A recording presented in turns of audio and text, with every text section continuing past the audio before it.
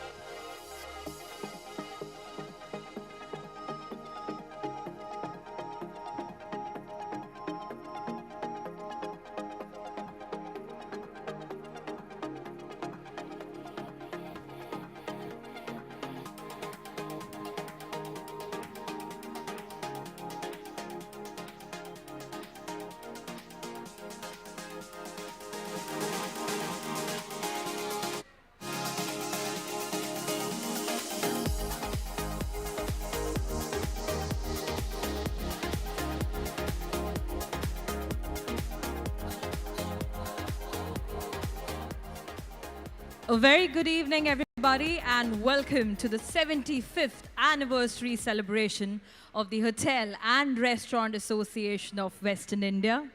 I'm your host, Pooja, and it's an absolute honor and privilege to welcome all of you esteemed dignitaries and audience present out here today. Can we have a huge round of applause marking this beautiful, remarkable occasion out here on the 75th anniversary? Beautiful. And may I now request all of you all to please rise up and join us for the national anthem.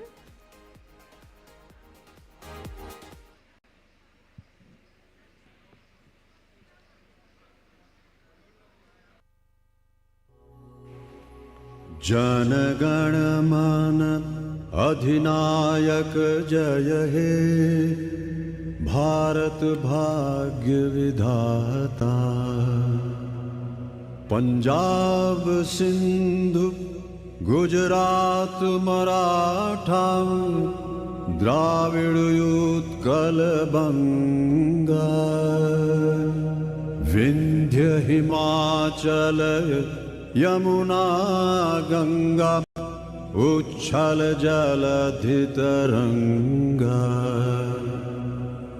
Tab Shubha Name Jage Tab Shubhayashish Mange Gahe Tab Jaya Gatha Jana Gana Mangalam Dayak Jaya He Bharat Bhagya Vidhata Jaya He Jaya He Jaya He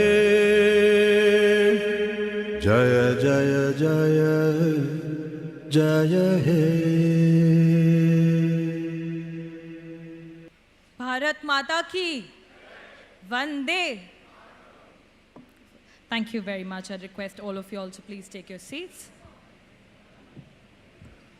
And to grace this evening further, we would now like to ignite the lamp and seek the blessings of the Almighty. And to light the lamp, may I now request our dignitaries to please join us and come forward to light the lamp. I'd firstly like to welcome our chief guest of this evening, Dr. Shashi Tharoor, Member of Parliament, Lok Sabha and Chairman, Parliamentary Standing Committee on External Affairs. Let's give him a huge round of applause as he joins us for the lamp lighting ceremony. I'd now like to welcome Shri Nilesh Gatneji, IAS, Managing Director, MTDC, to please join us. Let's give them a huge round of applause. It's truly our honor to have such dignitaries present amongst us. Joining them, may I please now invite Mr. Mohammad Farooq, Regional Director, Western Region, India. Tourism, Mumbai, Ministry of Tourism, Government of India, to please join us. Let's give him a huge round of applause as well. Joining them, may I please invite Mr. Vivek Nair, Member of Honor, HRAWI as well, to please join us. I'd also like to welcome Mr. Surendra Jaiswal, President, FHRAI, to please join us. Can I request all of you all to please give a huge round of applause for our dignitaries as they walk up ahead. And last but not the least, may I please invite Mr. Jimmy Shaw, President, HRAWI, to please join us for the lamp lighting ceremony.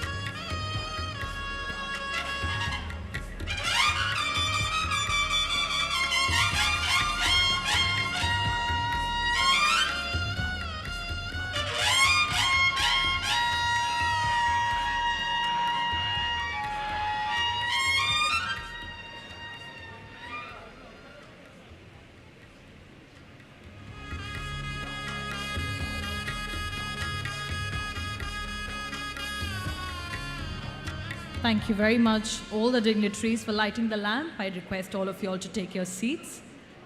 Thank you.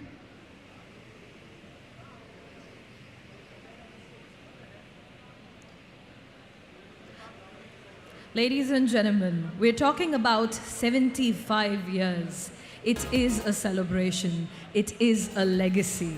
And when we talk about legacy, it's worth knowing a little about the journey. Ladies and gentlemen, as we celebrate the 75th year of HRAWI, let us take a moment to reflect on the legacy, achievements, and vision of our association.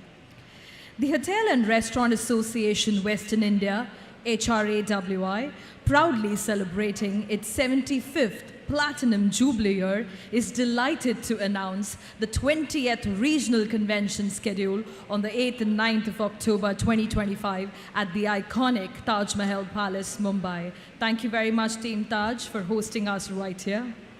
Established in 1950 under the visionary leadership of the late Mr. J.R.D. Tata, HRAWI is the western arm of the Federation of Hotels and Restaurants Association of India, FHRAI.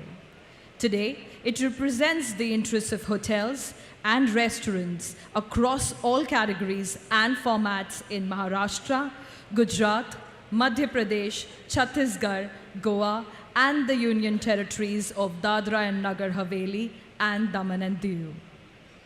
HRAWI's membership base is a diverse and robust mix of leading hospitality brands, including Taj, Oberoi, ITC, Leela, Marriott, Radisson, Hilton, IHG, Hyatt, Accor, Lalit, Fern, Sarovar, Royal Orchard, Pride, and Lemon Tree, alongside numerous standalone hotels and restaurants.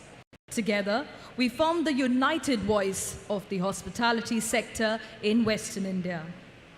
aligned with the Honorable Prime Minister's vision of Viksit Bharat 2047, the hospitality and tourism sector has been identified as a key pillar of national growth. As part of this vision, Viksit Maharashtra 2047 highlights the industry's transformative role in shaping a future-ready economy. The 20th Regional Convention will serve as a pivotal platform for the deliberation on this roadmap, with the participation of 250 to 300 stakeholders, industry leaders, and the policymakers working together to reimagine the future of Indian hospitality.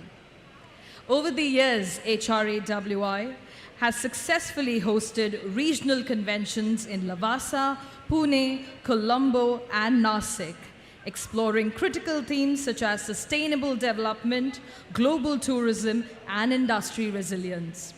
In 2024, the association further expanded its engagement with the launch of the Empowering Hospitality Conclave and Award Series, held across Pune, Ahmedabad, Nagpur, Nasik, and Lonavala, which have quickly evolved into premier platforms for knowledge exchange, networking, and policy dialogue. The 20th HRAWI Regional Convention in Mumbai marks a significant milestone in the journey, bringing together the finest minds and the voices of the hospitality sector in our 75th Jubilee year to chart the way forward for a stronger, more resilient, and a globally competitive India. With that, ladies and gentlemen, we would now like to showcase our 75th year celebration video and anthem to you. Let's take a look at the video.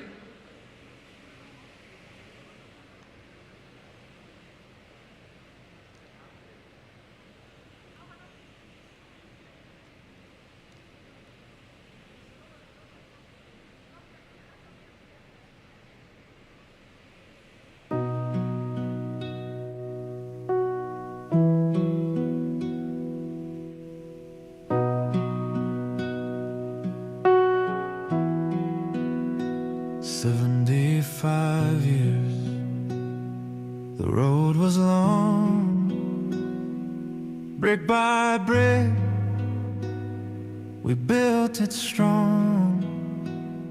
From dreams that sparked to a blazing flame, HRAWI, a timeless name.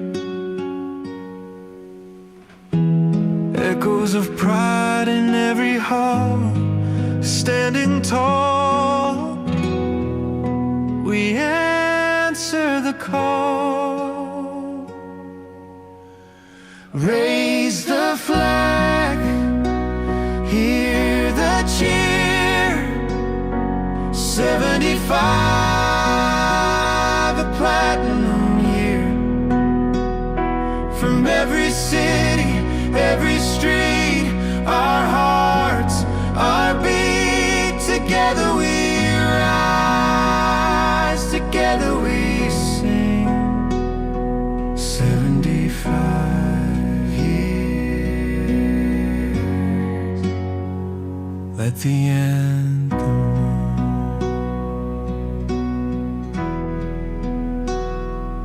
Every handshake, every vow, from then to now, we take a bow. Foundations laid with care and grace. HRAWI, a legacy in every place. Through the years, the torch we've passed, bound by a future built to last. Raise the flag, hear the cheer.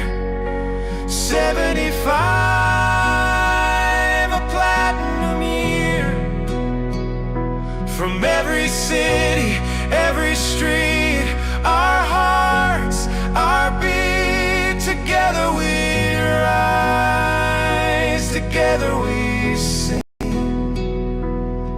75 years. Let the anthem ring.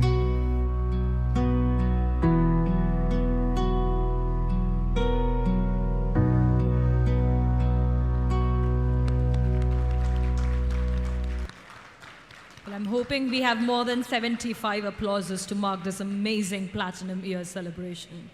Indeed, a legacy to cherish. And with that, ladies and gentlemen, I would now like to invite our dignitaries to please join us on the dais. I'd firstly like to welcome Dr. Shashi Tharoor, Member of Parliament, Lok Sabha and Chairman, Parliamentary Standing Committee on External Affairs. Let's give him a huge round of applause and welcome our chief guest of this evening, Dr. Shashi Tharoor, on the dais.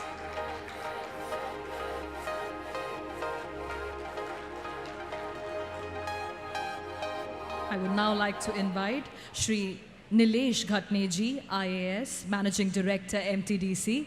With a huge round of applause, let's welcome Nilesh ji on stage, please.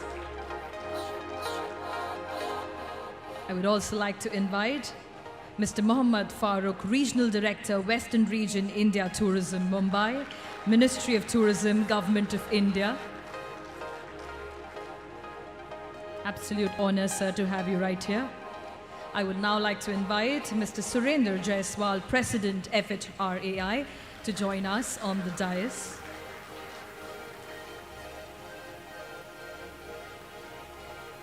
I'd also like to welcome Mr. Jimmy Shaw, the President of HRAWI, with a huge round of applause.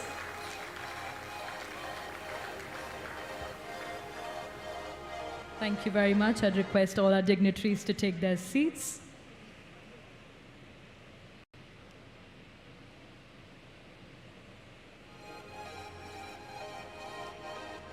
Thank you. And may I now call upon Mr. D.S. Advani, past President HRAWI and Chairman Convention Organizing Committee, to please join us on the dais for his opening address. Let's give him a huge round of applause, ladies and gentlemen.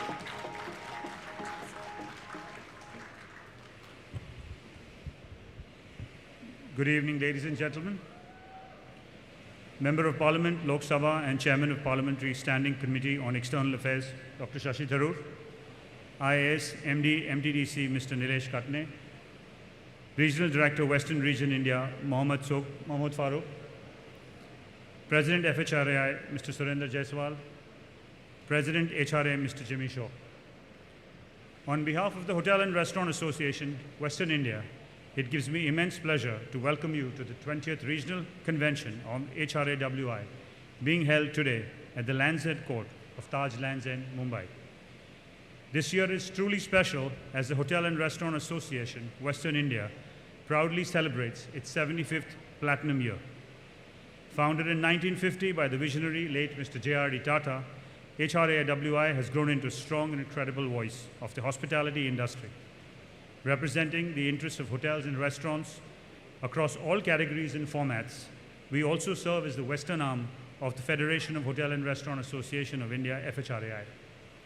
It is indeed a matter of pride that we mark this landmark year with the 20th edition of our regional convention. The history of HRAWI began in this very city at the legendary Taj Mahal Hotel. This convention is not only a celebration of our legacy, but also an opportunity to deliberate on the challenges and opportunities that lie ahead.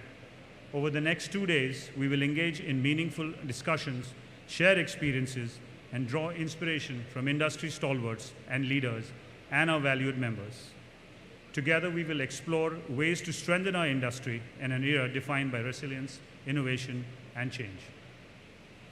I take this opportunity to extend my heartfelt gratitude to our esteemed dignitaries, past presidents, industry leaders, all our sponsors who have been very supportive, my president, my office bearers, my co-chairman, my convention committee members, event management company, Dicky Speak, Zest, our registration partners, World of Hospitality, our exhibition partners, to all the exhibitors, Spin Community, our PR partners, to Webby Solution, our social media partners, and to our hospitality partner, the Taj Land Ends, for their valuable support. And to all of you who are gathered here today, your presence reaffirms the unity and strength of the Hospitality Committee. Let us make this convention not only enriching and engaging, but also a memorable milestone in HRAWI's Platinum Jubilee journey. With these words, I once again extend a very warm welcome to all of you. May the 20th HRAWI Regional Convention be truly inspiring and impactful. Thank you very much. Thank you very much, Mr. Advani. And I would now like to invite Mr. Jimmy Shaw, President, HRAWI, to please deliver his welcome address. I request all of you all to please keep applauding as we have all our dignitaries walking up.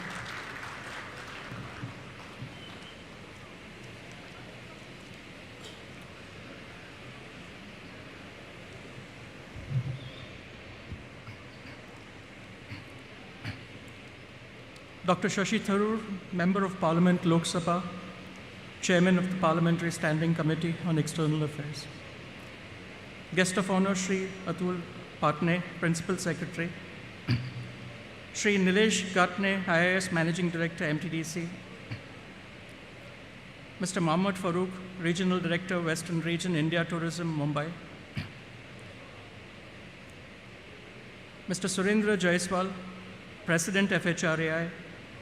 Mr. Vivek Nair, Member of Honor, HRAWI. Mr. Dinesh Advani, Convention Chairman, HRAWI, past Presidents of HRAWI, Convention sponsors, delegates, press and media, friends.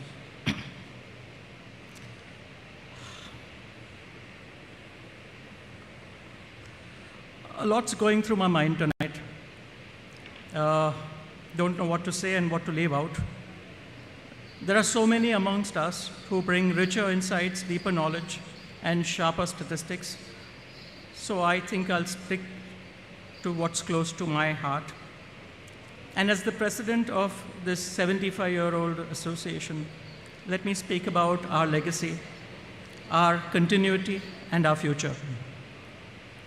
Not many may realize or know that HRAWI is India's first and oldest hospitality association, born a year after India became a republic. In the same year that we got our first president in Dr. Rajendra Prasad, the United Nations opened its office in New York. The Diners Club credit card was established in the same year. The first Formula One race took place. The Peanuts comic strip debuted, and the Indian legendary music maestro Ravi Shankar began his international journey. It was in the same year that the legendary and visionary J.R.D. Tata sowed the seeds of HRAWI. He wanted the Taj to become a member of the International Hotel Association and requested for a membership and was promptly denied because IHA in those days did not give memberships to individual members. Their membership was only open to associations and trade bodies. So he then promptly gathered the pioneers of Bombay's hospitality industry, just a handful of them, 21 to be precise. And they included the Sea Green North and South hotels, the Taj Mahal Hotel, of course, the Greens Hotel, which was next to the Taj, which is now the Towers, the Westin, the Grand, the Ambassador, the Ritz, Jimmy Lord's Central Hotel in Mathiran, the only restaurant which was Monjani's. Mind you, in those days, Monjani's was not a cake shop. It was a full-fledged restaurant with a live band, and they entertained the Italian sailors during the World War, as well as trade wings. Gina and Company of the Katgaras, who became TCI, the travel agency, and the American Express Bakery. These 21 got together to form what was then called the Hotel and Restaurant Association of Bombay Region, and which became the forerunner of today's HRAI, which happened in 1960 when Bombay split into two linguistic states of Maharashtra and Gujarat, and then we added Madhya Pradesh, Chhattisgarh, Goa, which was a union territory, which is now a state, and the current union territories of Daman, Diu, Dadra, Nagar Haveli, and Silvas. This association then went on to ask the Oberois in the north, the Great Eastern in the east, the Spencers in the south to form their regional associations.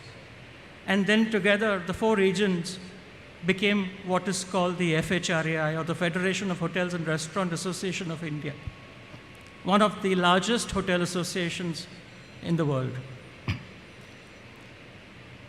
From those modest beginnings, HRAWI has grown into an association of strength. We have about 1,500 direct members, 15,000 representing through their own city and state associations. Practically every single hospitality chain, Indian and international, is our member. The Taj played a very, very key role and continues to play the same today. It gave us many of its MDs, including the first three presidents, including GRD's late brother, DRD Tata. The Taj housed us for 30 years in the Taj Mahal Hotel. I still remember the office of the Hotel Association on the ground floor, in the old Taj, of course.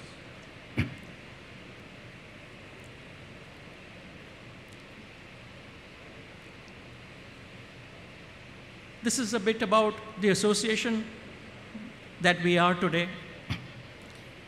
Let me not reminisce anymore. Something interesting happened last week in our city. The city of Mumbai, which has many monikers, the maximum city, the city that never sleeps, the city that never sleeps, and the city of dreams, truly became the city that will never sleep again. The state government's decision to allow business to remain open 24/7 is a very bold and progressive step. One that will unlock tremendous economic and employment opportunities, while also bringing it on par with the rest of the world-class tourism destinations. We sincerely thank our Honorable Chief Minister Shri Fadnavis and the Maharashtra government for this landmark decision. However, our joy was short-lived. Our industry was singled out. Bars and alcohol service remains under the old timing restrictions, even as every other business can operate around the clock. It's my humble request that we are permitted to at least have alcohol service in hotels and malls, where robust security detail is already in place.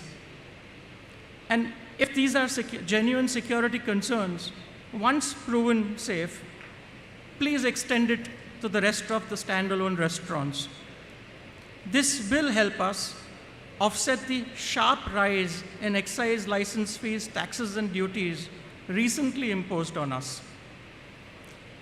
And it's also my humble request that this policy be extended beyond the city of Mumbai to other cities and states, because our future growth lies in Tier 1, Tier 2, and Tier 3 towns, which are essential to achieving our Honorable Prime Minister's vision of Vikasit Bharat 2047.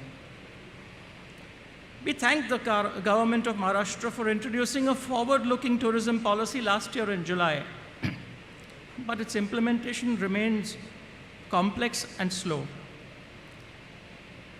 Any policy's true success lies in crystal clarity along with ease and speed of execution. And we urge simplification of the benefits to all stakeholders. Another request is that one must be willing to look outside one's own state to adopt the best practices and what is fueling growth and success elsewhere, and shed those policies that are regressive in nature. Let us agree to conduct an exercise to sit and match policies across states, to create a world-class model tourism policy to power us into the future. Recently, we all welcomed the Honorary Prime Minister's bold GST reforms, especially the move to eliminate the 12% slab and bring down GST on practically all goods and services to the lower 5% slab, giving a massive boost to consumption. Yet again, hospitality has been left behind. Being singled out and denied the input tax credit, burdening over 90% of our business houses to bear the GST as a direct cost of doing business on virtually all and entirely all our revenue. Simply unthinkable. Linking unrelated services like food and beverage to accommodation, using outdated 2017 room rates to define luxury in the year 2025, just so that dual GST rates can be applied on our services. Refusing us ITC, all go against the basic tenets of indirect taxation, while singling us out for this unfair treatment. We appeal for fairness and uniformity, not any special sorts, so that our industry that was also denied any relief during the COVID period, while every under the industry enjoyed a relief package, and which continues to bear the highest compliance costs, can also now thrive. Hospitality was granted industry status in the year 1999, or at least it was announced then. And yet after 25 years and so many more similar announcements, real benefits remain elusive. Unlike in the past, when we were not even consulted, truth be told, we are now invited for consultations, which we appreciate, but often at such short notice that true participation becomes impossible. We request that such consultations happen from an early stage of planning to be meaningful and also ongoing in nature, because no one understands our business better than we do. Please accept our sincere thanks for finally creating world-class infrastructure that allows us to cock a snook at our overseas friends today, matched with the use of technology that is unseen elsewhere and unparalleled. We assure you that our hospitality industry will keep our tourism flag flying higher than ever before, contributing not just to our foreign exchange reserves, but also providing substantially to India's GDP, as well as remaining a leader in providing meaningful employment, using the twin benefits of a robust infra along with superb indigenous technology, while not ever forgetting the essence of Indian hospitality, Atithi Devo Bhava, which will always differentiate us from the rest. We share the same goal to make Vikasit Bharat much before 2047. Work with us, trust us, and we will ensure that every decision taken benefits consumers, our workforce, the industry, and the government alike.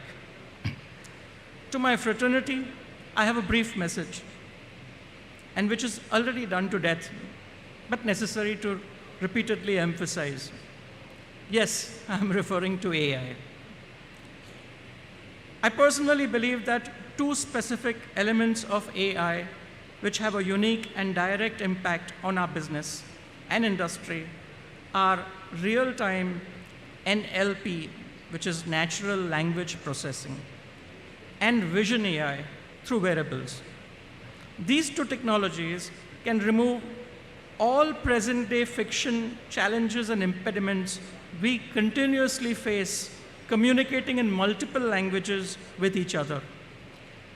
Allow sensible and smart real-time guest recognition, as well as offering our guests a master visual guide which is always by their side while they cross borders into our unknown territories.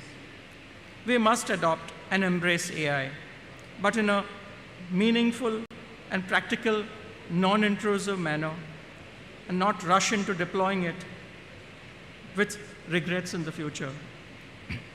Before I close, my heartfelt and sincere thanks to all the dignitaries who graced the Platinum Jubilee celebrations, to our sponsors, especially Maharashtra Tourism, to our convention chairman, Mr. Dinesh Advani, and his convention organizing committee, my executive committee, and our dedicated HRAWI secretariat. Special thanks to our President of Honor, Dr. Ajit Kerkar, and our Member of Honor, Mr. Vivek Nair. Each and every past president for their guidance I have personally received over the years and throughout my tenure at HRAWI. And finally, to all our members, the real strength of this association, for their unwavering support. Thank you all, and here's to the next 75 years of HRAWI, leading Indian hospitality forward with pride and purpose.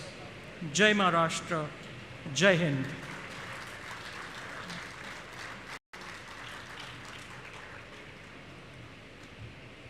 Thank you very much, Mr. Jimmy Shaw, for that warm welcome. I just had a small mention to make that our Honorable Chief Minister and Honorable Tourism Minister and Maharashtra State Tourism Secretary, who were earlier supposed to be a part of this event, couldn't make it today because of the scheduled visit of our Honorable Prime Minister today at Mumbai. And with that, let's carry on with this amazing evening, and I would now like to invite Mr. Surendra Jaiswal, President FHRAI, to deliver his address. He is a leading hotelier from Lucknow, heading the Deep Group of hotels, a seasoned industry voice. He has also led the HRANI and the UP Hotel and Restaurant Association. As FHRAI President, he champions GST reforms, ease of regulations, and recognition of hospitality as an industry with a strong focus on supporting small and mid-sized hotels. Please put up your hands together as we welcome Mr. Surendra Jaiswal.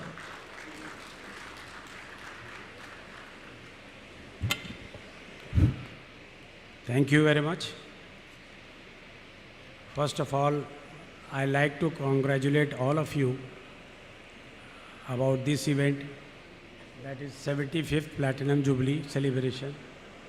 You are more older than FHRI, which is only 70 years old. So, and before me, I would like to again wish a very, very thank you to all of you to calling me here. There are so many seniors sitting before me, Mr. Vivek Nair, Mr. Kamlesh Barrett, Mr. Talera, Mr. Dinesh Khanna, Mr. Jain, Mr. Bharat Malkhani, Mr. Pradeep Shetty.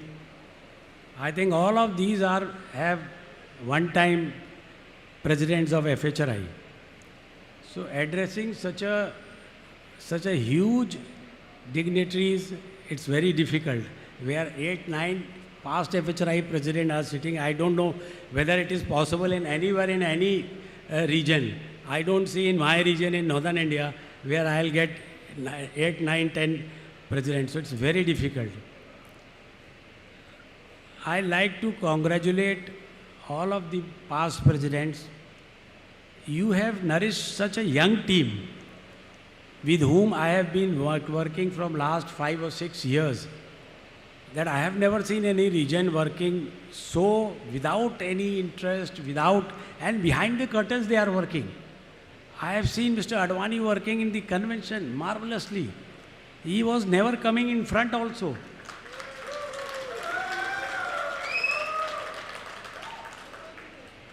I would like to congratulate the efforts of Mr. Gogi. I have been working closely with him also. You have got gems. Neerav is there, Mr. Ghai is there, Chetan is there, and what more names? I have been working with all of them, and just see the wonders, the efforts with the Northern India and Western India have made. What has come today? Let me tell you, today there are 3 verticals working together. The first day when I took, that is on 27 September only, the first day I told them that you have got 3 verticals built by our forefathers. Some have come because of our efforts, some we have already inherited by you. So now the FHRI, you will see the difference. It will be working in 3 verticals. One is the FHRI. The second is IHM, you all know. All this credit goes to Mr. Gogi, Mr. Shetty. We had fighted for like anything. And that is now giving profit and bringing laurels to what you have given us. We'll try to take it forward. And the third vertical, which is now working independently, will be the research center. Will we be providing you all the necessary data, because wherever we go to the government, we were not able to provide the data. So all of your past presidents I have been watching, sitting in Uttar Pradesh, sitting in Northern India, tried together, learned something from you, and I have made a compiled effort of all that. And on the very first day of executive committee meeting, I gave a complete plan of the entire year that you have to work according to this. This is how I will try to, because the tenure, you know, is only for 1 year. The office seems that the president are temporary and the office is permanent. So it is very, very difficult also to bring the results out of that also. But I assure you that definitely I will try my level best to do everything, because now the industry is facing a lot of problem. One of the major decisions which I have taken, that will come to you, all of you, that there will be a redressal cell.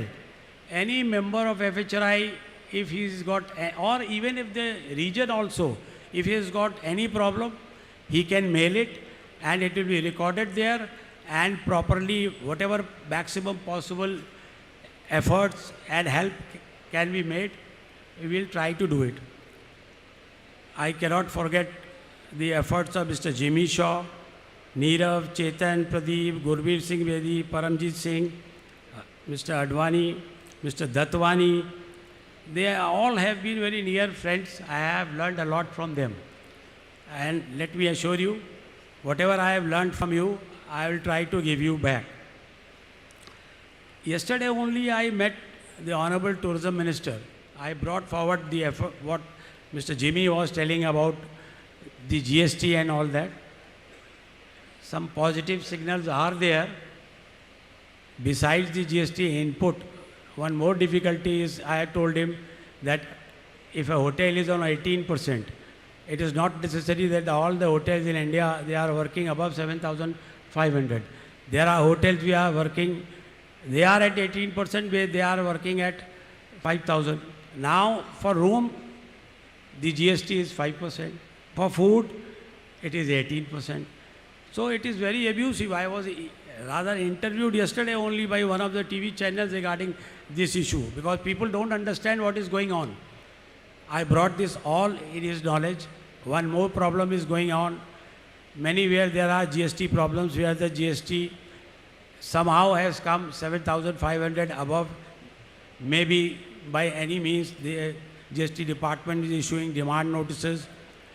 I have received the demand notices copies also. That also have been given to the Honorable Minister.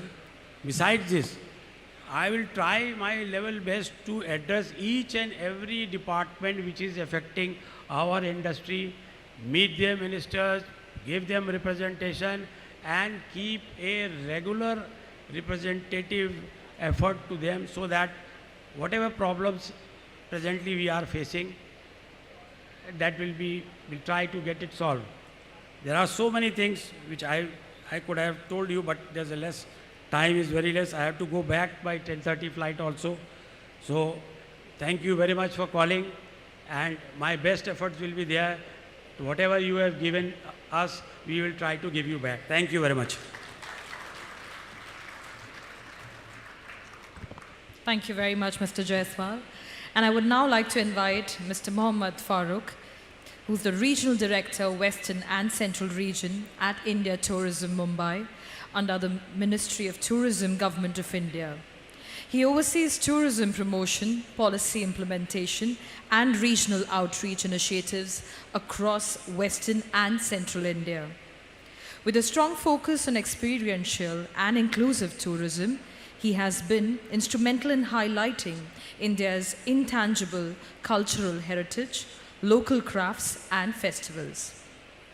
Mr. Farooq actively represents India tourism at major national and international platforms, advocating for sustainable and community-driven tourism growth. With that, may I please invite Mr. Mohammad Farooq on the dais. Thank you.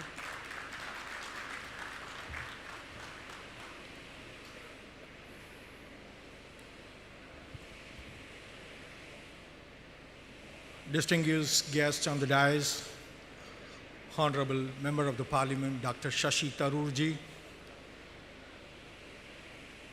Mr. Nilesh Gatnesa, MD, Maharashtra Tourism, Mr. Surendra Jaiswal ji, my friend Mr. Jimmy, industry leaders present here, ladies and gentlemen, Namaskar and good evening to all of you. It's a privilege to be here today at the 20th HRAWI Regional Convention, a platform that continues to shape the conversation on the future of India's hospitality sector. This year holds double significance. We are here as HRAWI celebrates its Platinum Jubilee, marking 75 years of service and leadership. And today, we also witness a historic national milestone, the inauguration of the Navi Mumbai International Airport. For tourism, it means more seamless connectivity, greater international arrivals, and faster movement of people and opportunities. It stands as a gateway to the next phase of growth, not just only for Mumbai, but for the entire Western region. On behalf of the Ministry of Tourism, I extend warm congratulations to all who have made this national achievement possible. Tourism is not just about travel. It is an instrument of development, integration, and pride. This sector contributes about 5% of GDP to the national economy and supports nearly 80 million livelihoods. Tourism, as we all know, is an employment-intensive sector. According to national statistics, for every million invested in tourism, around 78 jobs are created. This is much more than manufacturing, which only gives 18, and even agriculture only gives around 35. This is more significant during the present global unemployment crisis. Every hotel, restaurant, and travel enterprise play a role in driving economic opportunity, preserving heritage, and promoting India's image abroad. The hospitality industry is central to translating tourism potential into real value. A guest experience in a hotel, resort, or even in homestay is often the anchor of their perception of India as a destination. Therefore, Improving the quality, consistency, and emotional connect in hospitality has significant multiplier effects. Not only that, higher tourism spends, repeat visitation, positive word of mouth, and enhance brand Incredible India image abroad. With the right alignment between government and industry, we can push tourism GDP share upward, not merely by increasing footfalls, but by enhancing value per visitor, spreading benefit to 2-tier and 3-tier cities, and ensuring that the gains reach local communities.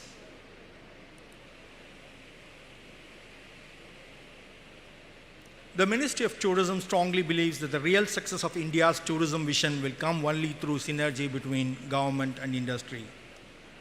The government can create policy frameworks, develop infrastructure, and enable investments, but it is the industry that delivers excellence on the ground. The recent Union Budget 2025-26 has given a strong push to the tourism sector. It recognized tourism as a major contributor to employment and GDP growth. I want to highlight some key initiatives taken by the Government of India in shaping the future. The Ministry of Tourism intends to develop 50 integrated investment-ready destinations through challenge-based selection process. The initiative seeks to catalyze private sector investment, unlock long-term financing, and deliver globally competitive hospitality ops. 50 destinations are being developed as global benchmarks in infrastructure, cleanliness, safety, sustainability, and enhancing visitor experience. These will serve as models of world-class tourism, showcasing the best of India to the world. The Ministry of Tourism intends to strengthen the management standards at the tourism destination through a Destination Management Organization DMO-led framework. The proposed approach shall engage a performance-based challenge fund to incentivize improvements in destination management parameter to global standards. The ministry is also facilitating domestic and international investments in hotels, resorts, convention centers, and allied services through streamlined approvals and incentives. These initiatives align closely with the national vision of Vikshit Bharat 2047, building a developed, globally competitive, and sustainable India by our centenary of independence. Friends, our strength always has been our values. The timeless Indian ethos of Aditi Devo Bhava, the guest is divine, remains our greatest differentiator. As we embrace technology and global standards, we must preserve this human touch. Warmth, empathy, and respect are what make every guest experience uniquely Indian. To achieve global leadership, India must ensure consistent quality across every tourism service. The ministry is formulating a framework for minimum quality standards covering accommodation, travel, guides, and tour operations. So I today urge HRAWI and the hospitality industry to partner with us in co-creating this framework. This collaboration will ensure that every visitor, domestic or foreign, receive the same standards of excellence wherever they travel in India. People are the foundations of tourism. Through programs like Hunar Se Rozgar Tak, capacity building for service providers, the ministry continues to invest in skill development. We invite the hotels, restaurants, and associations to partner with us in designing and delivering training modules that make our youth future ready, combining professionalism with passion. Ladies and gentlemen, a major focus of the ministry is sustainability. The Travel for Life initiative launched under Mission Life encourages every tourist and tourist enterprise to adopt responsible practices, conserve water, reduce plastic use, manage waste, and respect local culture and biodiversity. The hospitality industry has a critical role here. Hotels and restaurants can lead by example by reducing energy consumption, adopting renewable sources, eliminate single-use plastics, and sourcing locally. By doing so, the industry not only protects destination, but also strengthens India's image as a green and responsible tourism leader. Friends, as India marches towards Viksit Bharat 2047, tourism and hospitality will play a very big defining role. A developed India is not only about infrastructure and GDP. It is about global respect and local empowerment, sustainable prosperity. Tourism connects all these aspirations. It creates jobs, celebrates culture, and unites people. If we align our efforts, government and industry together, tourism can become one of the strongest pillars of India's infrastructure transformation in the decades ahead. I want to conclude by saying, as HRAWI celebrates 75 years, let us also celebrate the spirit of partnership that has brought us here. The journey ahead calls for a greater collaboration, higher standards, and deeper commitment to sustainability. Let us all pledge to work together to build quality frameworks, nurture skills, attract investments, and embed the Aditi Devo Bhava spirit in our guest experience. Let us make travel for life not just a campaign, but a way of life for Indian tourism. And let us ensure that the road ahead leads towards a truly Viksit Bharat 2047, which is inclusive, innovative, and sustainable.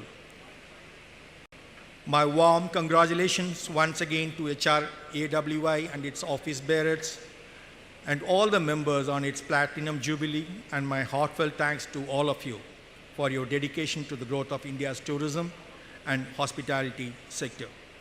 My best wishes for fruitful deliberations for tomorrow. Thank you. Jai Hind.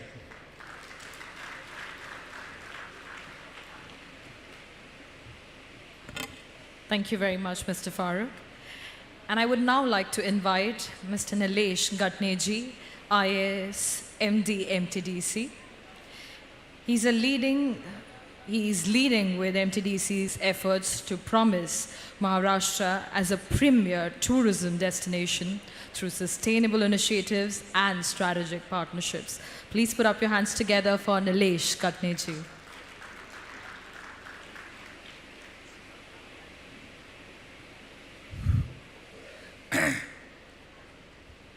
Distinguished guests, our MP Tharoor Sahab, then Farooq Sahab, Jimmy Shah Sahab, Jaiswal Sahab, and all of you. I congratulate all of you on behalf of Maharashtra Tourism for gracing this occasion and express my sincere gratitude for inviting all of us. All of you are aware that recently UNESCO has declared the Maratha warfare forts as its heritage sites, and the avenue for tourism at these locations is immense. All of you are invited to partner with Maharashtra Tourism for developing this new initiative. Another aspect is that we are very close to Goa, which is a worldwide renowned location, And in Sindhudurg district, which is adjacent to Goa, we are going to scuttle one ex-Indian Navy ship, which is known as INS Guldar. And thereby we are going to increase the underwater tourism by introducing submarine there. So this will be very, very new and novel concept. All of you must be aware for that. And I would like to highlight here, third important thing is that Maharashtra tourism is having its huge land parcels at 157 locations, and privatization policy for its existing resorts as well as open lands is finalized, and we are going to float tenders for that within next 2 months. So all of you are requested. We will be coming back to you on those lines. Your valuable suggestions in this regard are very, very necessary. So again, I am wishing all the best for this hoteliers and restaurant owners conference, and Maharashtra Tourism will be partnering with you in all these developments. All the best. Thanks.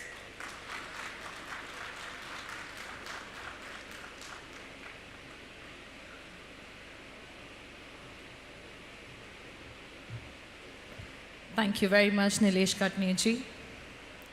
And ladies and gentlemen, it's now time to hear the most privileged guest of this evening. The man who doesn't need an introduction, but I do have few lines to talk about him. Dr. Tharoor was born in London. He grew up partly in India and studied in Delhi St. Stephen's College, and later earned his PhD in International Relations from the Fletcher School of Law and Diplomacy, Tufts University in 1978. He had a long career at the United Nations, serving in various roles, including as Under Secretary General for Communications and Public Information.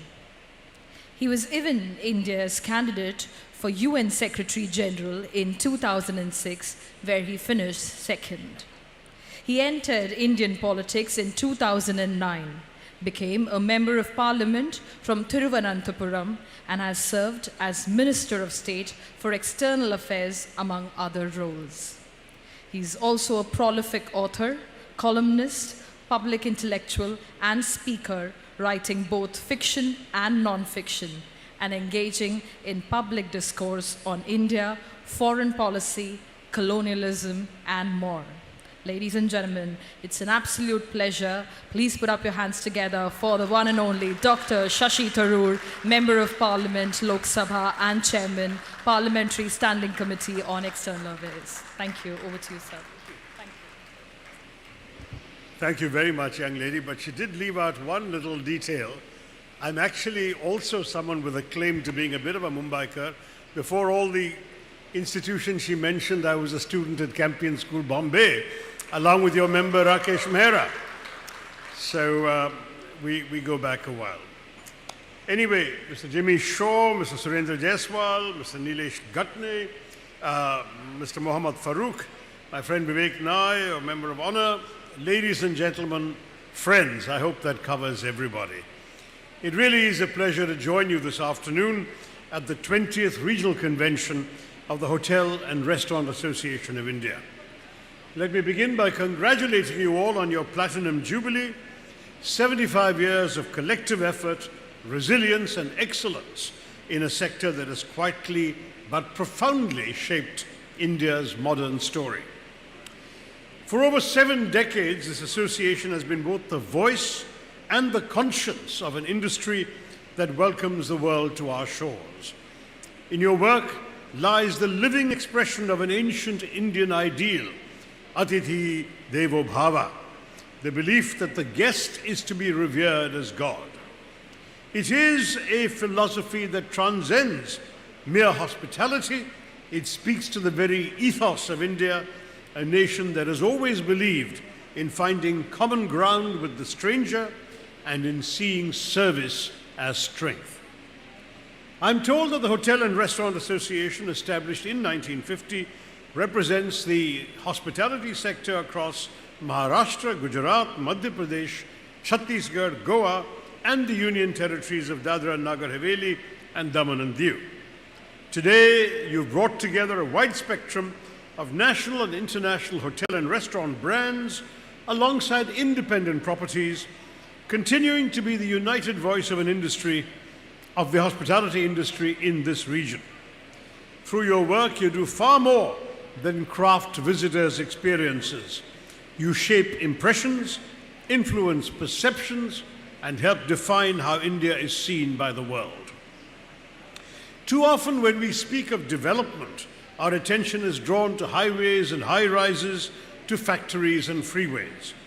These are necessary, yes, but they're far from sufficient. For true development is not measured only in concrete and steel, but in the confidence of our people, the caliber of our service, and the grace with which we open our doors to the world. It is reflected in how we treat those who serve and those we serve, and in how we embody the best of who we are. That is why tourism and hospitality stand, in my view, at the very heart of India's aspirations for Viksit Bharat 2047. Tourism, after all, is not just an industry. It is an extraordinary generator of livelihoods. According to the World Tourism Organization, every $1,000 invested in tourism generates several times more employment than the same amount invested in traditional industry. This is not merely a statistical curiosity. It reflects hospitality's unique capacity to absorb large numbers of low-skilled and unskilled workers across a wide spectrum of services, from transport and hospitality to food stalls, guides, artisans, informal vendors. Unlike capital-intensive industries that demand technical training and infrastructure, tourism thrives on human interaction, local knowledge, cultural authenticity, assets that millions of Indians already possess. In a country grappling with chronic underemployment and a vast informal workforce, investing in tourism is not just economically sound, it is socially imperative. It offers dignity through work, decentralizes opportunity, and creates livelihoods in regions often bypassed by industrial development. Today, it already sustains more than 46 million jobs in India. Nearly 1 in 10 of our working people are in tourism and hospitality. By the end of 2025, that number is expected to climb over 48 million. And behind these figures are real people, individuals whose work sustains their families and communities, and whose livelihoods bring dignity, confidence, and hope. In a country blessed with the world's largest youth population, each job represents not merely income, but, as I said, dignity, confidence, and hope. Every new hotel that rises, every flight that lands, every monument that welcomes visitors sends ripples through local economies, sustaining weavers, carpenters, farmers, performers, countless others. Tourism, in short, is not merely about travel or hospitality, it is about empowerment. It is not only about welcoming visitors, but about unlocking futures. And this is not only a matter of economics. Employment is not just a socio-economic issue. It is a national security imperative. Looking around the world, including our own subcontinent, we see a pattern emerge. Wherever young people have found themselves unemployed and frustrated or excluded, the consequences have been felt in the streets. The absence of opportunity can breed frustration and unrest, imperiling not only the futures of the disadvantaged, but the stability of society itself. Tourism, by contrast, provides a ladder of opportunity. Waiters and busboys, taxi drivers and gardeners, guides and performers All can find livelihoods in this vast and varied industry. In the process, they acquire not just wages, they acquire a life, not just survival, but self-respect. And there is more. Tourism and hospitality are multipliers. They spur investments in infrastructure, generate tax revenues, and encourage entrepreneurship in towns and villages where little else may flourish. It also builds soft power. Every visitor who leaves our shores with a positive story to tell returns home as an informal ambassador of India. In that sense, each one of you in the hospitality industry is not simply the provider of a service, but a curator of India's image in the eyes of the world. That's why it's a shame that, as Mr. Jimmy Shaw pointed out, the rightly hailed GST reforms have left the hospitality industry behind. The denial of input tax credit across the full range of your revenue sources ironically means that you were better off at 12% GST than you are at 5%. This must be pointed out to the Finance Minister, and I undertake to do so at the first opportunity. The granting of industry status to the hospitality sector cannot be allowed to remain an empty label devoid of any benefits to all of you. Because tourism can only truly fulfill the role as a pillar of our progress for Viksit Bharat if we acknowledge and address the enduring obstacles that hinder its potential. I call them the 3 I's: image, infrastructure, and immigration. These are not abstractions, but lived experiences. They shape what every traveler sees, feels, and remembers of our country. The first I is image. India, alas, still suffers from being trapped in an outdated picture frame, one painted in the colors of poverty, squalor, unsanitary conditions, and insecurity. Some of this, to be candid, reflects realities we cannot deny. We must do far better on cleaning up our streets and beaches, in disposing of waste, in lighting up our streets. Beggars importuning tourists is a shame too. Other images are unfair caricatures which we must urgently dispel. Too often the world remembers India for what is wrong rather than for what is wondrous. One of the greatest disservices to our image and reputation for that matter comes from the headlines cautioning young women against traveling alone in our country. We need more women police officers at our tourist sites, visible safeguards to prevent harassment, and above all, the reassurance that laws will be upheld with firmness and fairness. Tourism begins with trust. If a visitor does not feel safe, no Taj Mahal or Ajanta fresco can compensate.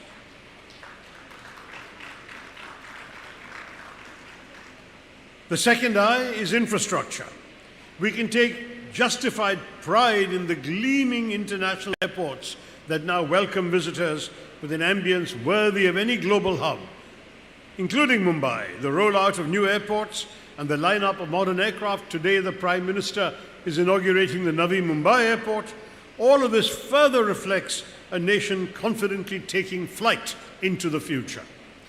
But too often, the sheen fades the moment one steps outside. Clean toilets at heritage sites are scarce. Roads to our hill stations and beaches remain pitted and potholed, and transport connections to smaller yet spectacular destinations are woefully inadequate. How people travel by air, road, or rail shapes not only their first impressions, but also their willingness to explore beyond the usual circuits. Efficient, reliable, and comfortable connectivity does more than move people from one place to another. It invites them to explore the road less traveled, to venture beyond the familiar circuits, and to encounter the full richness of our magnificent country. Without such seamless travel, even the most extraordinary attractions risk failing to make the impressions they so richly deserve. For instance, today some people were remembering my article about visiting Ajanta and Ellora some years ago. Those are marvels of human civilization. But the first impression for a tourist is too often not the grandeur of antiquity, but the shortcomings in basic facilities. A civilization celebrated for its splendors must ensure that every visitor encounters them with dignity. Presenting our cultural treasures well is not just a matter of aesthetics. It is above all a matter of national honor. And what about your business, our hotels? India's tourism ambitions are soaring, but our hotel infrastructure is still catching its breath. According to recent estimates, we face a staggering shortfall of over 200,000 hotel rooms. That's 2 lakh hotel rooms we still need in this country. That's not just a number, it's a missed opportunity. We need palaces for the pampered and pillows for the pilgrims. 5-star marvels for the global elite, yes, but also budget inns for the student traveler, homestays for the curious wanderer, and clean, affordable lodgings for the family on their first vacation. Tourism in India is not a one-size-fits-all affair. It's a kaleidoscope of journeys. And if we want to welcome the world and our own citizens with open arms, we must build not just more hotels, but more kinds of hotels. Let every traveler find a bed that suits their budget, their taste, and their story. And then there is the third eye, immigration.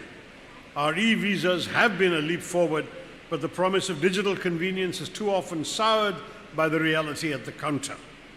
Travelers to me anyway, being subjected to suspicion rather than courtesy, photographed and fingerprinted with bureaucratic zeal, but without human warmth. One unfriendly experience at our borders can undo the goodwill of an entire holiday and may ensure that a tourist never returns. If we are to aspire to global leadership in tourism, we must ensure that the very first human interaction a traveler has on Indian soil reflects the hospitality we so proudly proclaim. Our gates must be as welcoming as our gardens, our immigration halls as hospitable as our hotel lobbies. Only when we project a modern image, build world-class infrastructure, including more hotels, and bring compassion to our immigration, will the world see India in the light she deserves. These 3 eyes are not ancillary details, but the bedrock upon which a truly Viksit Bharat must be built. As we chart our path forward, we must pay heed to the models our neighbors in Asia already exemplify. Let us first look to Bhutan, India's immediate Himalayan neighbor, which has gained global recognition for its high-value, low-impact tourism model. By levying a sustainable development fee to fund conservation and community projects, Bhutan has limited visitor numbers while ensuring that tourism strengthens rather than strains its environment and culture. This strategy has helped Bhutan steadily increase foreign exchange earnings without eroding its heritage, in contrast to India, where infrastructure gaps and the pressures of mass tourism make sustainable growth harder to achieve. But we could do this in the Northeast, where permits are still required for foreigners. Let's think about that. Take Thailand, a country of modest size, but one that has made tourism a central pillar of its economy. By offering efficient infrastructure, consistent safety standards, and a welcoming experience at every stage of the journey, it has succeeded in attracting nearly $60 billion a year in tourist revenues. Or consider Singapore, a city-state smaller than one of our districts, yet one that welcomed 13 million international visitors last year, twice its own population. These examples remind us of what is possible when policy, investment, and imagination converge. India, by contrast, with her unparalleled wealth of culture, history, and geography, earns only a fraction of Thailand and fewer visitors than Singapore. And much of what we do earn, let's face it, comes from our own diaspora, overseas Indians returning to the land of their forefathers. Their contribution is invaluable, of course, but if we aspire to be a global tourism leader, we must attract those who come to India without ancestral ties, driven instead by fascination, curiosity, and wonder. The potential is undeniable. Recall the remarkable surge that Spain experienced in Indian tourist arrivals after the captivating Bollywood film Zindagi Na Milegi Dobara. That showcased its beaches and city life, and there was 1,000% increase in Indian tourists to Spain, sparked by celluloid magic. Now, if a single movie could produce such a result for Spain, imagine what could be achieved if India made it easier for our own filmmakers to shoot here. Yet our filmmakers too often encounter a maze of permissions and bureaucratic obstacles that sap their creative energy, and it's worse for foreign filmmakers. One producer, Riley, marked to an Indian, a Bollywood producer, told me it was simpler to film a bank heist in Berlin than here at home in India. It was too complicated to do it here. Even though it involved Indian crooks and Indian heroes, they went and filmed it in Berlin. A nation that gave the world Bollywood should also nurture its greatest cultural ambassadors at home, namely the film industry. Imagine if more foreign films were shot in India. What kind of tourism we would be able to increase here? We have to coordinate policies to ensure such things are possible. If Thailand can turn its beaches into global magnets, if Singapore can reimagine a city into an international playground, then surely India, with her mountains and deserts, her forests and rivers, her palaces and temples, has every reason to reach for greater heights. Our task is to make the traveler's journey into India as seamless as the memories it creates are unforgettable. In benchmarking ourselves against some of the world's best, we are not entering a race to the bottom. We are striving instead to scale the summits that our civilizational treasures so richly warrant. Hospitality and tourism, after all, are not merely about places, they're about stories. And in that domain, India holds the richest library in the world. Every traveler is in essence somebody to hear a story, a reader searching for a narrative, a pilgrimage of the soul, an adventure in the wild, a tryst with history, or simply a holiday of leisure. We compress this wealth into a single slogan, Incredible India, as the one phrase could possibly encompass the entirety of our civilizational abundance. Today's traveler demands something more nuanced. Few visitors wish to do everything, to trek the Himalayas, sunbathe in Goa, wander through Mughal forts in one trip. Most choose one lens through which to view our kaleidoscope. I would argue we should not speak of one incredible India, but of many incredible Indias with an S. Nature India for the trekker, spiritual India for the pilgrim, cultural India for the historian, fun India for the holiday maker. Each India distinct, yet altogether unmistakably Indian. Indeed, the genius of India lies precisely in her plurality, and our marketing should celebrate that plurality rather than flatten it into a single poster. When a traveler arrives in Kyoto, they expect temples. In Paris, they expect museums. In Nairobi, they want safaris. But when they arrive in India, they should be invited to choose their own chapter in our vast epic, whether it's tracing the footsteps of the Buddha, watching the sunrise over the Ganga, or losing themselves in the colors of Holi. Ours is not one story, but 1,000 stories, not one experience, but 1,000,000 experiences. To the world, we must say, come and find your India, for there are many incredible Indias, and each one is waiting to be discovered. And this brings me most appropriately, since Mr. Gatni is sitting here, to Maharashtra, the state we celebrate today. Mumbai is India's gateway, a financial capital, yes, but also a cultural crucible and a cinematic showcase. The very first sight a traveler beholds when arriving in India is through the windows of Chhatrapati Shivaji Maharaj International Airport. The very first taste may be in a Mumbai restaurant. The very first impression in a Mumbai hotel. And as we all know, in life and in travel, the first impressions always matter. For Viksit Maharashtra 2047, the goal is clear: to transform this state into India's most welcoming gateway. Truly the gateway of India, a place where the traveler does not merely pass through Mumbai, but lingers, explores, returns, and remembers. For in the end, it's not just monuments or beaches that endure in memory, but the feeling of being cherished, challenged, and embraced by a land that knows how to honor its guests. You all now know how to honor your guests, and that is going to be your big strength. My congratulations to you.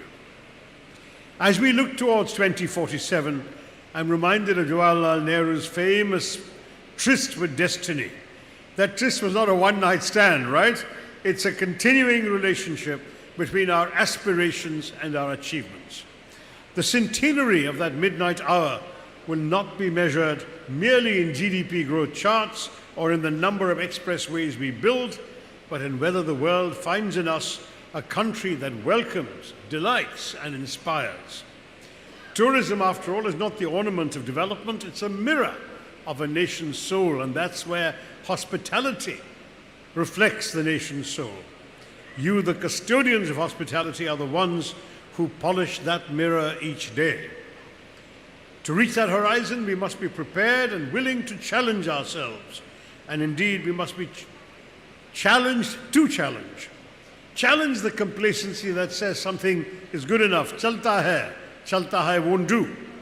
Challenge the obstacles of infrastructure, image, and imagination. Challenge even our own sense of what India can offer and what Maharashtra can aspire to. For it is in the act of being challenged and rising to that challenge that true progress is achieved. And in rising to these challenges, we are called not merely to meet expectations, but to redefine them. Being an Indian today is not just a matter of heritage or nationality. It is an opportunity to shape the world's perception of India, to brand India as a nation of ingenuity, warmth, and vision. To do so, we must embrace the uncomfortable questions, confront our limitations, and convert them into strengths. We must be challenged to question what has been taken for granted, to innovate where tradition and modernity intersect, and to demonstrate to the world that the India we offer is as dynamic as it is welcoming. It is in this act of conscious engagement that we strengthen both our country's image and the spirit of every citizen who carries it forward. Let us therefore resolve that by 2047, when we mark 100 years of freedom, we will not merely have created a Viksit Bharat, but a hospitable Bharat.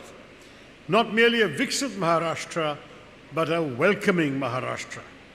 For long after the statistics of growth have faded from memory, what will endure are the smiles that greeted a weary traveler and the stories carried home by visitors who became our friends.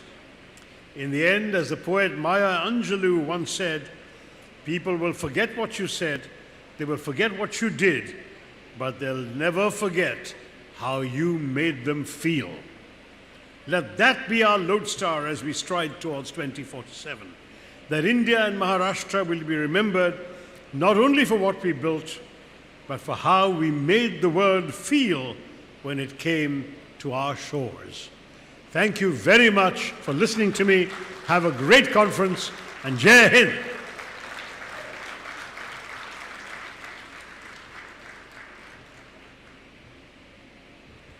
Thank you very much, Dr. Shashi Tharoor, for that impactful and empowering address.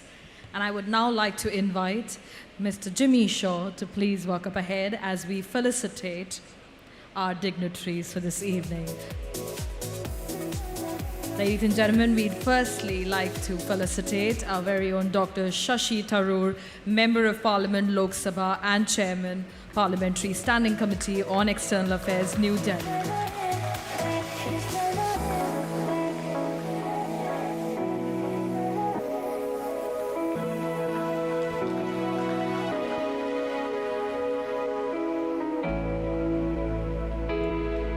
Thank you very much, sir. May I now request you to felicitate Shri Nilesh Gatne ji, IAS MD MTDC. We'd like to present a shawl and memento.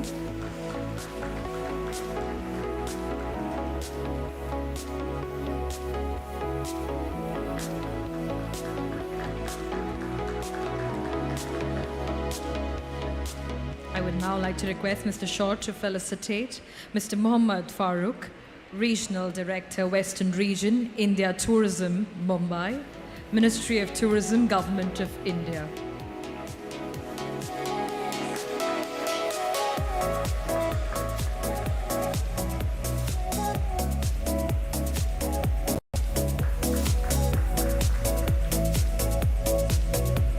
And last but not the least, may I please request you, sir, to felicitate Mr. Surendra Jaiswal, President, FHRAI.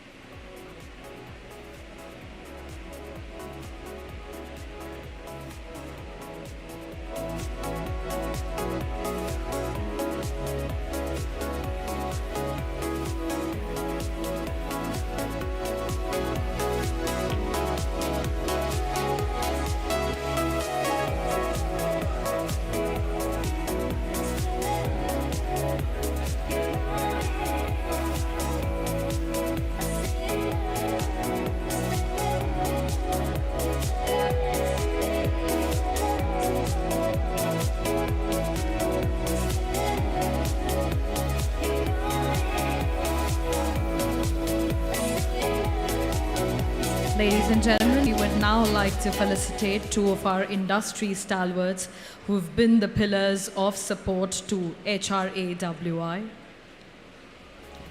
We're talking about the Lifetime Achievement Award, ladies and gentlemen. Can we take a look at the video for our Lifetime Achievement Award?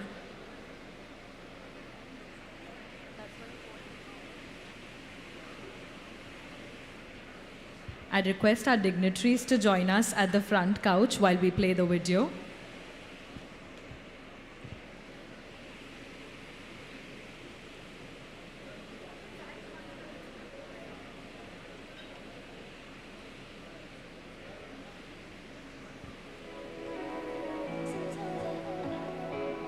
We'd request you to join us right here as we play the video for this evening, and then we go ahead with the Lifetime Achievement Award.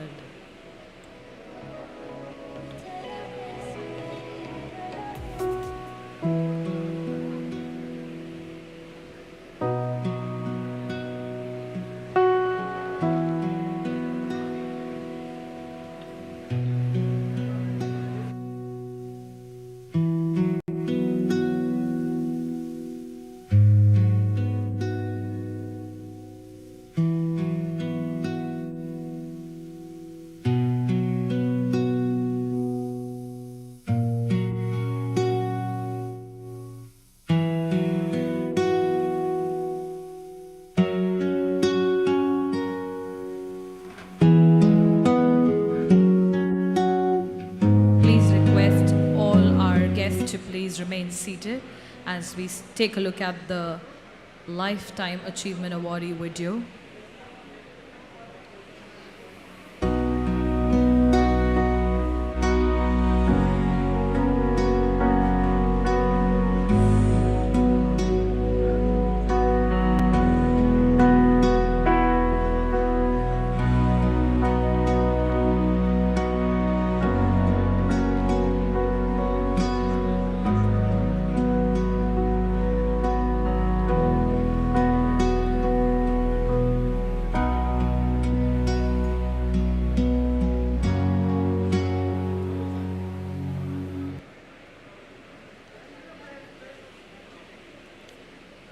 Requesting all of y'all to please take your seats as we go ahead and talk about the Lifetime Achievement Award.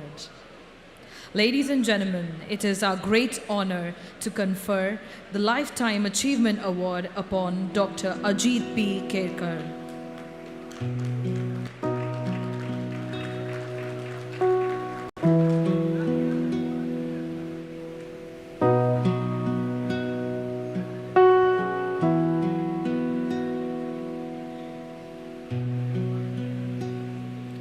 Dr. Ajit B. Kerkar, President of Honor. Dr. Kerkar served as HRAWI President from 1969 to 1980, laying the foundation for the association's growth and vision. Today, he continues to inspire generations of hoteliers.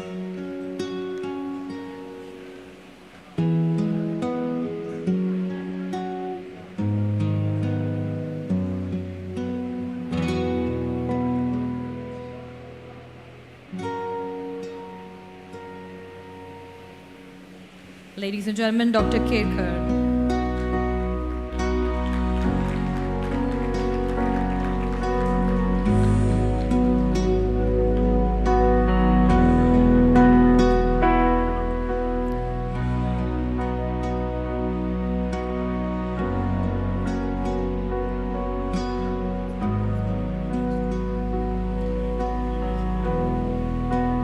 Dr. Kerkar is unable to be present here today. However, he's expressed his desire that Mr. Jimmy Shaw, President HRAWI, should receive the award on his behalf.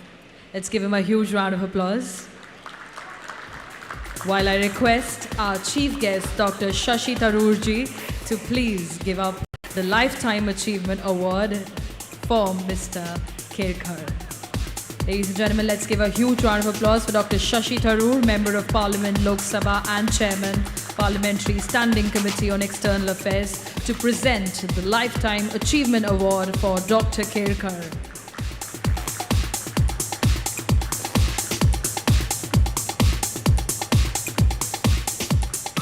Thank you very much, Mr. Jimmy Shaw and Dr. Shashi Tharoor. And I would now like to invite Mr. Pradeep Shetty, past president, to read the message that is shared by Dr. Kerkar. Let's give him a huge round of applause and hear out the message for Dr. Kerkar. Thank you. So this is an honor, as expressed, desired by our President of Honor, Dr. Kerkar, that I must read out his message, and it goes as follows. The President, committee members, and all the members of the association, I thank you very much for honoring me with the Lifetime Achievement Award. Much as I would have been happy to be amidst all of you, I am unable to attend this event. While I accept this award with deep humility and gratitude, I must reiterate what I have said on many occasions in the past, that had it not been for the tireless efforts of past members like Mr. Manik Shaw and Mr. Pesi Shaw, the association would not have been the powerful and relevant voice it is today. In fact, we may not even have had a cohesive association like today. I'm happy that another member of the Shaw family, Jimmy Shaw, is following in their footsteps. My heartfelt felicitation to all of you and best wishes for the continuous growth and success of the association. Dr. Ajit B. Kerkar. Thank you. Thank you very much, Mr. Shetty. And we're equally privileged and honored now to talk about Mr. Vivek Nair, Member of Honor with the Lifetime Achievement Award. Ladies and gentlemen, Mr. Nair, President of HRAWI from 2000 to 2004, continues to guide the association and industry with his vision and leadership.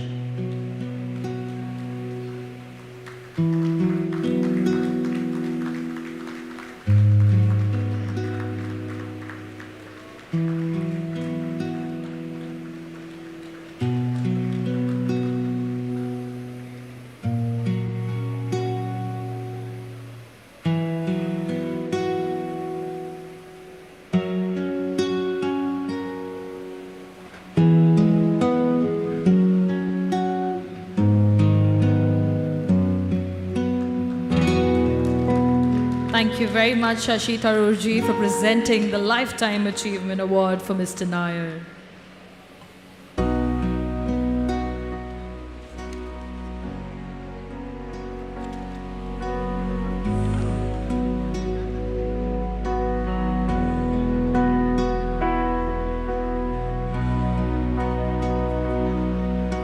And I would now like to request Ms. Amruda Nair, founder and director of Araya Hotels and Resorts, to share a few words about her father, Mr. Vivek Nair.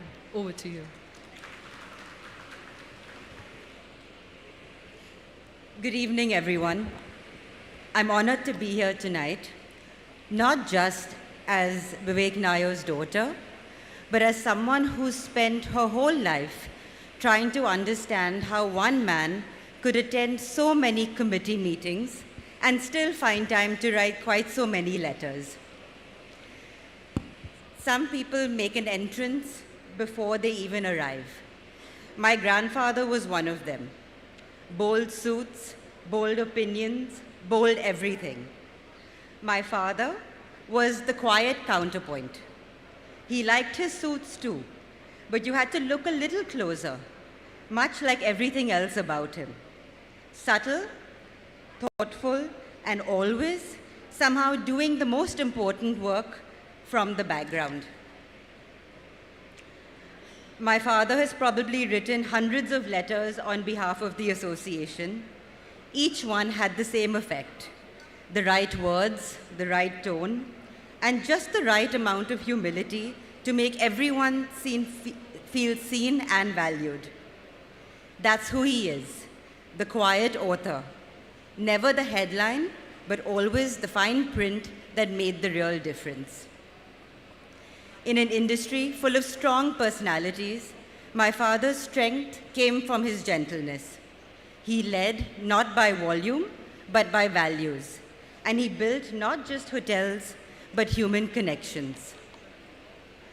Growing up, I thought it was normal to have a father who read government circulars for fun, who knew every hotelier by first name, and genuinely believed that an association only works when everyone benefits. He's the kind of person who turns a petition into poetry and somehow makes bureaucracy sound noble. Even today, when I meet people in the industry, they smile and they say, "Oh, you're Vivek's daughter." And I know exactly what they mean. They're remembering a man who gave generously of his time, his wisdom, and his integrity. It's also a reminder for me to behave.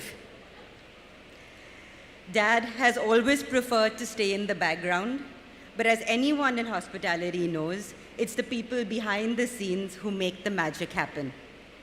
So tonight, Dad, we're all looking at you a little more closely, and what we see is a man whose quiet legacy has spoken louder than words ever could. And perhaps that's your greatest legacy, a reminder that real impact doesn't need to be loud, just a signature at the end of a letter that truly stands for something. Thank you, HRAWI, for this honor, and congratulations, Dad.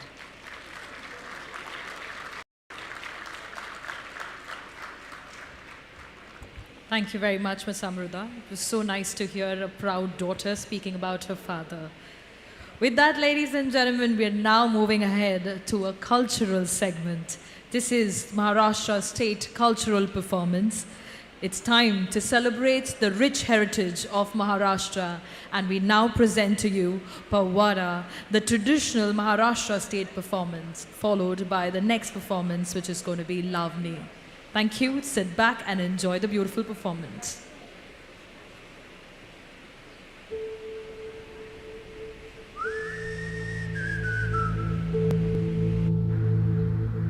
Thank you.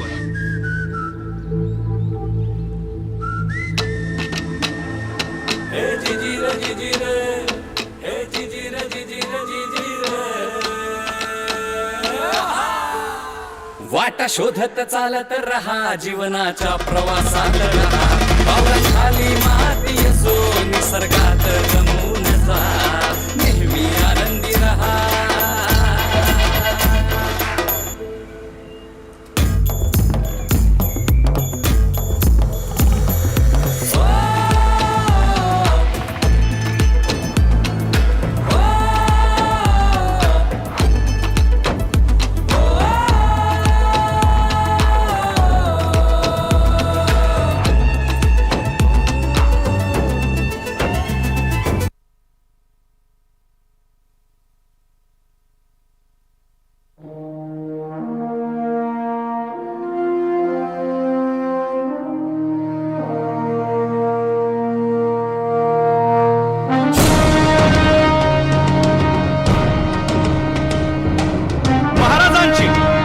Shivaji महाराजांची कीर्ती बेफाम होती.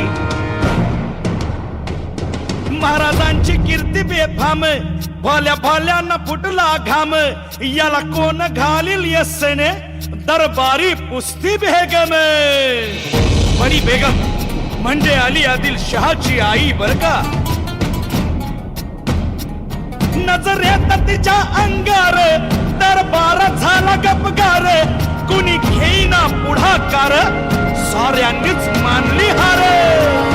इतक्यात अचानक एक सरदार उठला, बोलला मैं लाऊंगा शिवाजी को. आणि त्यानं विडा उचलला. नवतेच अफजल खाने, या नवतेच अफजल खाने. जिता जागता जणू सहिताने. कान बोलला छाती ठोकून, शिवबाला टाकतो चिरडून. मरहबा सुभानअल्लाह. कौतिक झालं दरबारात, खान निघाला मोठ्या गुरमीत.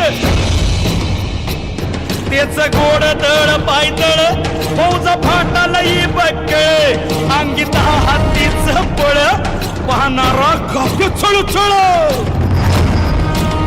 वाटेत भेटेल त्याला चिरडीत, ठेचीत खानाची सेना निघाली. धावण उठली, देवळं उद्ध्वस्त केली, आया बहिणीची आबरू लुटली. कोण रोखणार हे वादळ. आता शिवबाचं काय खरं नाही. इकडं निजाम, तिकडं मोगल, पलीकडं इंग्रज. जो तो हेच बोलू लागला. राजाची सेना मुठभर, खानाला कसा ठोपणार. काय लढवावा हुन्नर, चिंतेत पंत सरदार. प्रतापगडावर आमने सामने भेटीचा सांगावा खानाने हसत हसत कबूल केला. दिवस ठरला आणि ठरल्याप्रमाणे प्रतापगडच्या पायथ्याशी खान.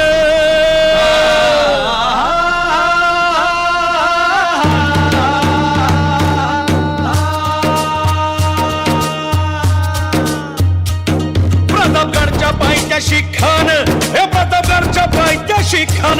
प्रतापगडच्या पायथ्याशी खान आला बेगुमान नाही त्याला जाण. शिवाजी राजाच्या करामतीची, शिवाजी राजाच्या करामतीची, शिवाजी राजाच्या करामतीची. आणि त्यासी नाही जाणीव शक्तीची, त्यासी नाही जाणीव शक्तीची, त्यासी नाही जाणीव शक्तीची. आणि करील काही कल्पना युक्तीची.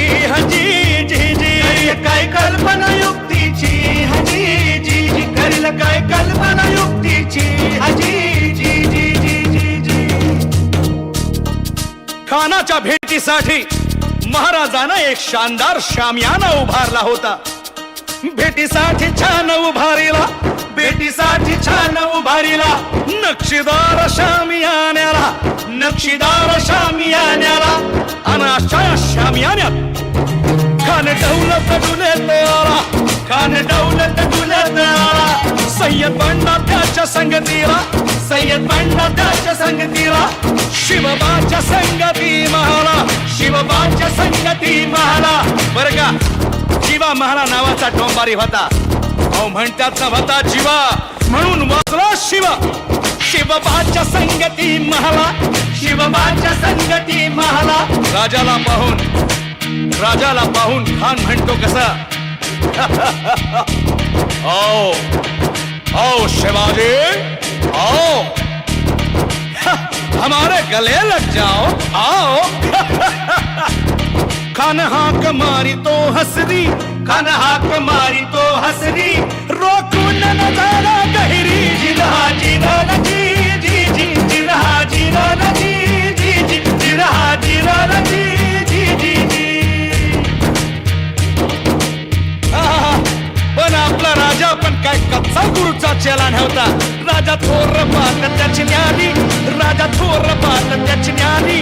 चालाची त्याची सावध भारी. जिरहा जिरहा जी जी जी, जिरहा जिरहा जी जी जी, जिरहा जिरहा जी जी जी. खानानं राजाला आलिंगन दिलं आणि दगा केला. खानाचा अभिमान मान्याला, खानाचा अभिमान मान्याला. कट्यारीचा वार त्यानं केला, कट्यारीचा वार त्यानं केला. खर खर आवाज झाला, खर खर आवाज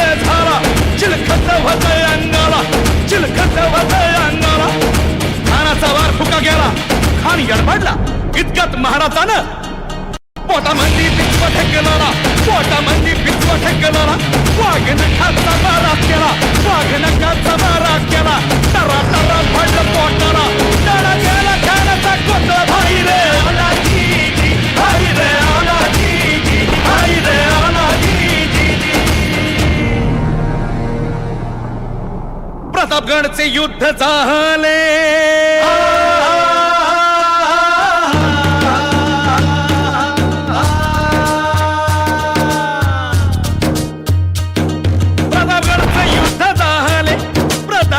युद्ध झाले, रक्त सांडले, बाप सारे गेले, पावन केला कृष्णेचा घाट, पावन केला कृष्णेचा घाट, पावन केला कृष्णेचा घाट. अन लाविली ही गुलामीची हो वाट, लाविली ही गुलामीची हो वाट, लाविली ही गुलामीची हो वाट. मराठशाहीचा मांडला थाट जी जी, मराठशाहीचा मांडला थाट जी जी, मराठशाहीचा मांडला थाट जी जी, मराठशाहीचा मांडला थाट जी जी जी जी जी जी.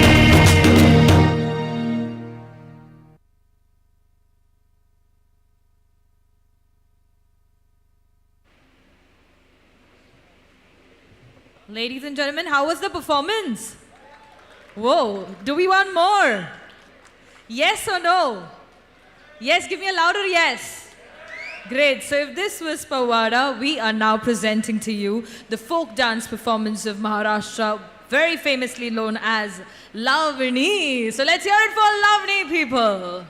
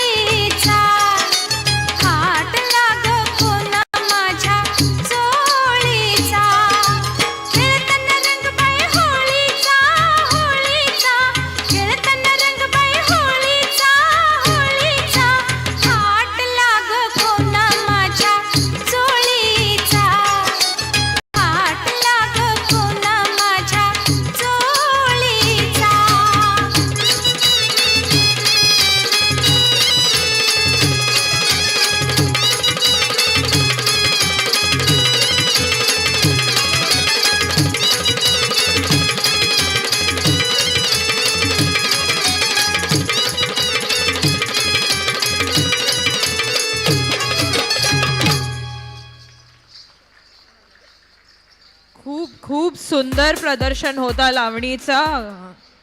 Very, very beautiful representation of the dance form, Lavani. And with that, ladies and gentlemen, we are now coming to a close. And I would now like to invite Mr. Nirav Gandhi, Senior Vice President, HRAWI, to deliver the vote of thank you. Let's have a louder applause for Mr. Nirav Gandhi. Thank you.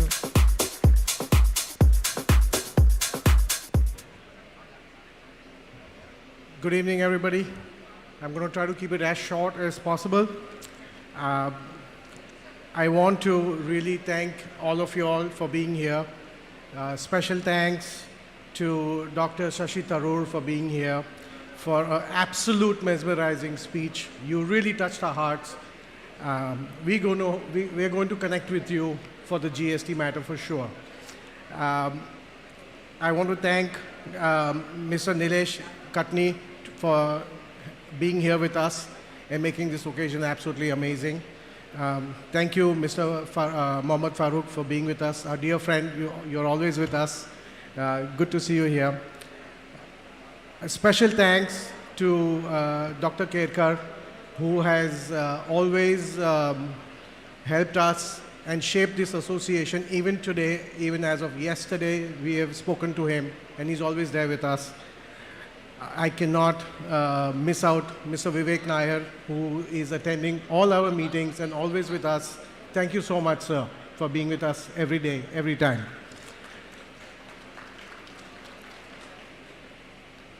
I want to thank Mr. Chatwal for from Taj, helping us making this convention happen. It's unfortunate that we couldn't do it at the iconic Taj Mahal where we started off, like Jimmy mentioned. But nonetheless, the spirit is on, and we would continue to enjoy this hospitality here. I just wanted to add one little note for Dr. Tharoor, that just the ironic part where our GST matter lies. We have an airline called SpiceJet or Air India Express or Akasa, where you pay 20,000 rupees for a 1-hour flight, which is not luxury according to the government. But if you stay in a 7,500 rupee hotel room, that's luxury. I think this is absolutely unfair and unjust. I do hope you help us break this unjust means that are happening here, and we will connect with you soon. Thank you. Of course, I want to thank our sponsors for supporting this event and making this event absolutely successful. I look forward to seeing all of you tomorrow for absolutely dashing speakers, panelists, moderators, absolute knowledge-based business sessions. So I hope we start off on time, which we tend not to do it, but I think the way things are going, we're going to have it happen on time. I look forward to seeing all of you tomorrow morning. And I want to thank all of you once again for being part of our association and this gathering today and the celebration of the 75th year Platinum anniversary. Thank you. Thank you very much, Mr. Gandhi. And we would now like to play the video of our state partner, Maharashtra Tourism, following which we'll be having the inauguration of the exhibition. Let's take a look at our video. This is state partner Maharashtra Tourism.